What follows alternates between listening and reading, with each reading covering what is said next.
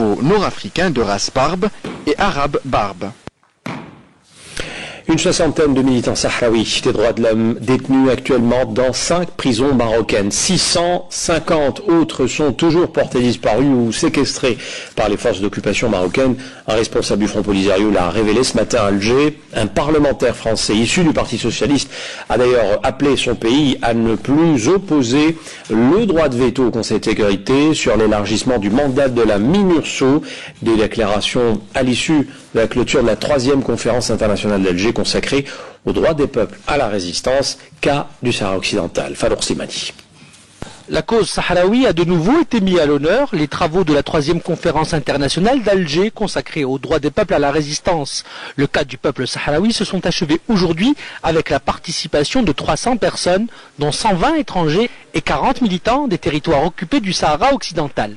Le Comité national algérien de solidarité avec le peuple sahraoui, initiateur de l'événement en coordination avec l'ambassade sahraoui en Algérie, insiste sur le fait que cette conférence internationale doit être une tribune pour la reconnaissance du peuple sahraoui et son droit à la résistance contre l'occupation illégale de son territoire. Malgré les nombreuses crises qui secouent le monde, cette rencontre s'est caractérisée cette année par la mobilisation et la reconnaissance de l'indépendance du Sahara occidental. De nombreux parlementaires et élus européens ainsi que des journalistes y ont participé. Et là, je pense que c'est une injustice. Injustice parce que je constate que c'est un peuple qui est en train de souffrir, c'est un peuple qui a été brimé, c'est un peuple qui est en train de vivre des injustices. Injustice, non seulement sa population qui est torturée, et c'est des femmes, parce que j'ai fait une visite de terrain moi, j'ai fait une visite de terrain, j'ai constaté sur le terrain, on a parlé avec les victimes, nous avons constaté, la plupart du temps vous parlez à une femme, vous trouvez que c'est une veuve. Le Sahara occidental est la dernière colonie en Afrique que le Maroc occupe depuis 1975. L'Assemblée générale de l'ONU adopte une résolution dans laquelle elle exhorte les États membres de s'abstenir à financer ou à soutenir les activités terroristes. Les Nations Unies s'inquiètent de l'augmentation du nombre d'enlèvements donnant lieu à des demandes de rançon. Selon ce nouveau texte, les actes criminels conçus ou calculés pour terroriser la population à des fins politiques sont injustifiables en toutes circonstances, quelles que soient les considérations politiques, philosophiques, idéologiques, raciales, ethniques, religieuses ou autres.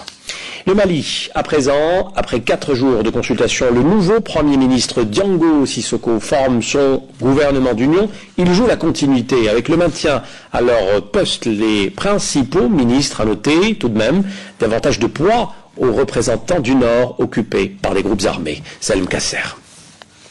Le nouveau gouvernement malien joue la continuité avec le maintien des principaux ministres, mais aussi avec davantage de poids accordé aux représentants du Nord occupés par les islamistes armés pour tenter de résoudre la crise. Pour le nouveau chef de l'exécutif, l'objectif était de former un gouvernement représentatif de tous les acteurs de la crise après l'éviction de Modibo Diarra. La semaine prochaine, dès la semaine prochaine, nous aurons une équipe gouvernementale opérationnelle.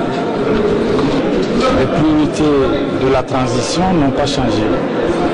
Il y a la récupération du nord de notre pays et il y a l'organisation des élections crédibles.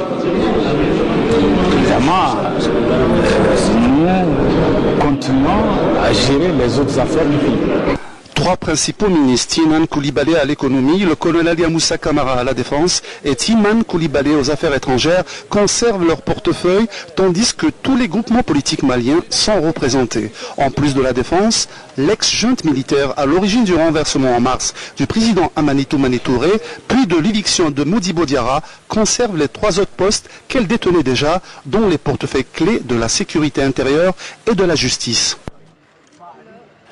Le capitaine Sanogo, qui avait été contraint de rendre le pouvoir aux civils après le coup d'État du 22 mars, conserve ainsi intacte son influence, alors que se prépare le déploiement d'une force internationale sous conduite africaine, sur laquelle il s'est toujours montré réticent.